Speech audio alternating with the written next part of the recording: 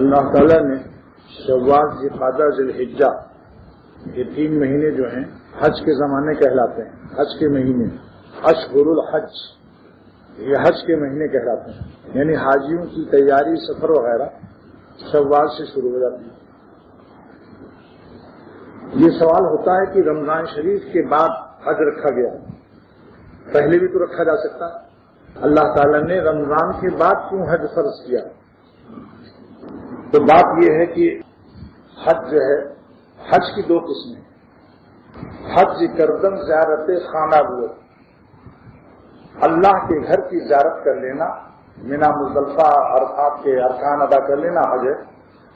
مگر حج رب البیت مردانہ بوت، ایک تو گھر کا زیارت ہے، ایک گھر والے کی ملاقات. جو اللہ تعالیٰ کے خاص بندے اولیاء اللہ ہیں وہ گھر کی زیارت کے ساتھ ساتھ گھر والے کی بھی زیارت کرتے ہیں.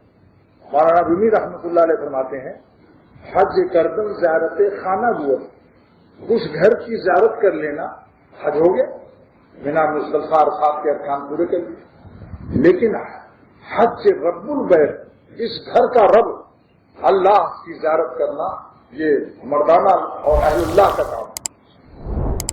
ایک شخص نے کہا میں حج نفلی کرنے جا رہا ہوں.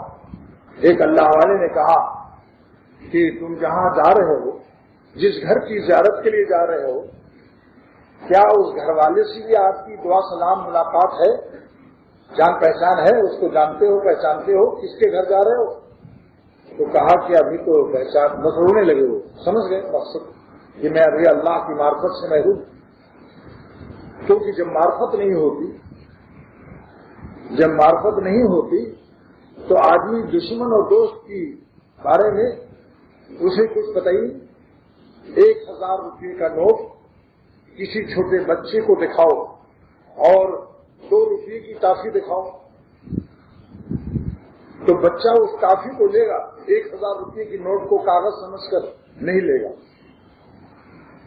لہذا جن کو اللہ تعالیٰ کی معرفت اور عظمت نصیب نہیں ہے اور اللہ والوں کی صحبتوں سے، بزرگان دین کی صحبتوں سے انہوں نے اللہ تعالیٰ کی معرفت اور اللہ تعالیٰ کی محبت نہیں حاصل کی، وہ لوگ کعبہ شریف میں بھی جا کر اللہ تعالیٰ سے دور رہتے ہیں. بیت اللہ کے اندر فلپس ریڈیو کی گفتگو ہوتی ہے جس کو میں نے خود اپنے کانوں سے سنا. ایک حاجی دوسرے حاجی سے کہتا ہے آج میں نے فلاں بازار سے فلپس خریدا ہے، خوب بجاتا ہے، خوب سناتا ہے، فلپس کی تعریف ہو رہی. انڈونیشین ملیشین لڑکیوں کو بری نظر سے دیکھ رہے ہیں اور بیت اللہ سے منہ پھرا ہوا.